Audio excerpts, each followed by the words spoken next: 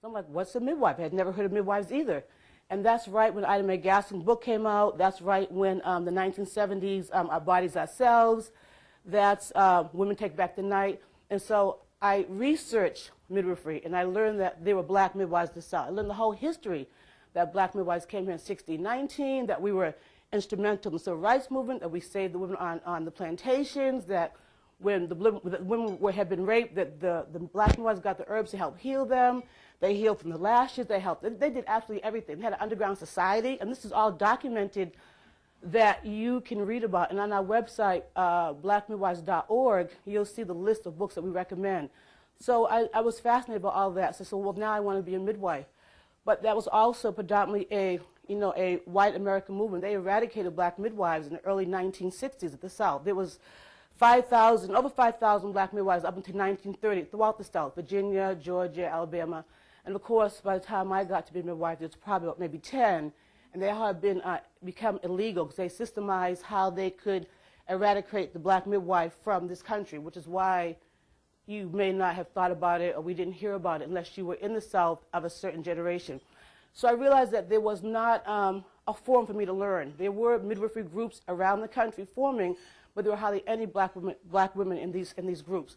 And I did join a few of them, and they were warm and receptive, but it wasn't what I needed. And so I decided I was going to form my own organization, teach myself to be a midwife.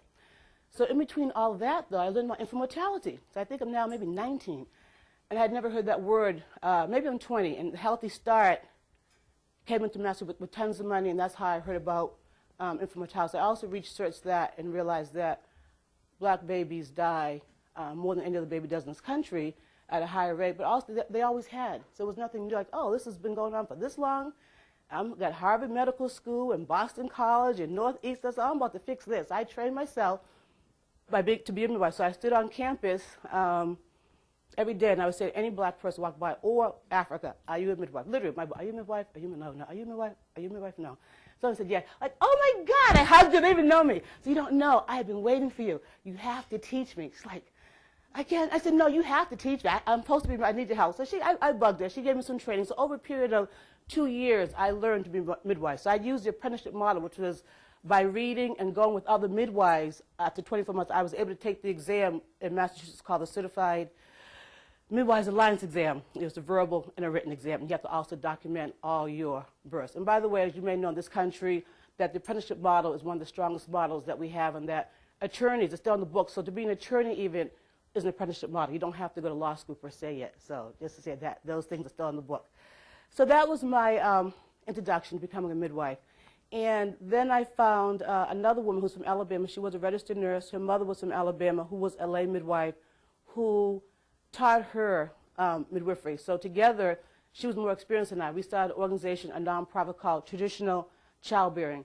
And that some quotes are in the original Our Bodies, Ourselves, as well as a book called Black Midwives and Women Healers that's written by Valerie Lee. And some other things came back out early then. And so we did things like, walk around, just like maybe Dr. Randolph, knocking on doors, working with mothers of all types, working with fathers of all types. Our statistics changed. We rented the first floor of an apartment in a 3-story building, and we just kind of opened up an informal, quiet, semi-birthing center. And we just practiced births and did a lot of public health work and did a lot of crazy stuff and really had a blast. So we had about 13 sisters work with us. We really actually ran the city of Boston at that time. We worked with the Department of Public Health.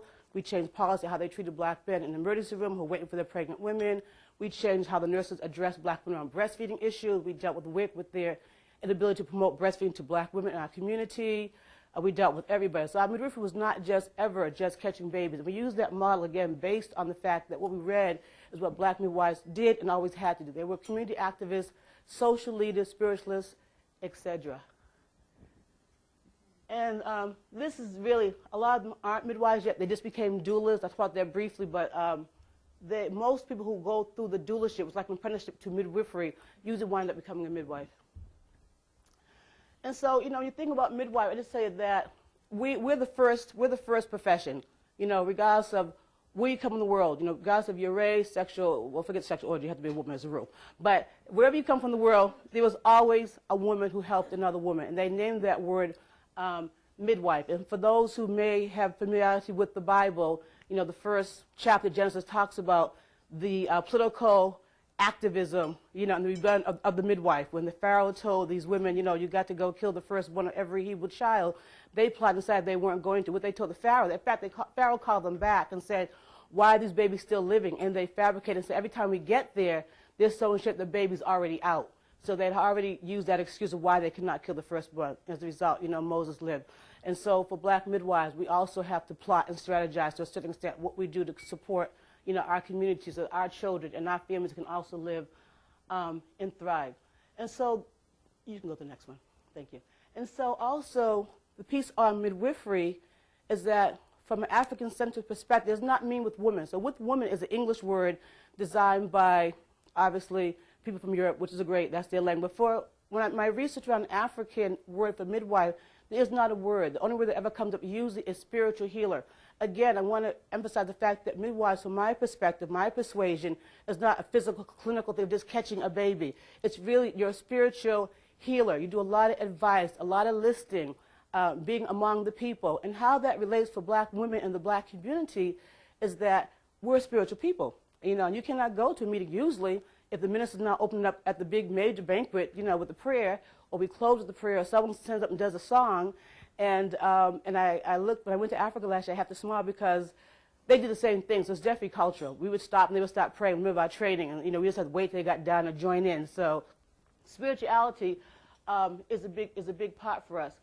It's important that we understand how midwifery also helped black women learn to feel good about themselves, because when you have someone who looks like you, who has intuition, the ability to be very sensitive of what you're feeling without even talking about it, and say, like, you know, you really are doing a job, and you really are beautiful, and you are a good mother, and you're managing this thing really well, you know, and John really does love you, and pull John and say, John, you need to come home a little bit earlier, and I wash some dishes, put her feet up, and really put, you know, embrace him. They appreciate that. They appreciate that we care about them and can tell them what to do, because they're also feeling just as vulnerable as the women. They're not getting support either. I was saying last evening, a lot of men here, like, you know, are you sure it's your baby? As opposed to congratulations, is it your baby? And so midwifery, though, was eradicated on a political level in the black community. They came through for legalization. They blamed the black midwives in the South, for the high infant mortality rate. We now know statistically and evidently that was false. They did not cause high mortality. Poverty, racism, lack of food, having babies consecutively, having to do Jim Crow and go right back out to the field with no food and making any earnings is what caused the babies to die. And so they went into the South, and just really quick, there's a document that you must see called Bringing in the Spirit. Twin Reels News has that. And this is a documentary put on by a woman out of New York, a documentarist who just did this movie or documentary some years ago. But when they did go into the South to try to stop midwifery and told the women you have to go to the hospital and come to the clinic for your babies, the women refused to do it. They were afraid to go because they had never been accepted by the established regime. They were afraid they were going to get hurt. They knew they had a higher maternal mortality rate. Women often died in the hospital, never came back home. So black men were really afraid, and they did continue to depend on the black midwives. So as a result, the clinics and the public health nurses started training the midwives to pick up some of their skills to continue the home birth movement, since the women were not going to come in to them. Shafia, what's the name of that documentary? Bringing in the Spirit. Bringing in the Spirit. So bring in, like B-R-I-N-G, Ebonics, D-A, and then Spirit. And it's, you can probably Google it, but I know that news reels, yeah, thank you.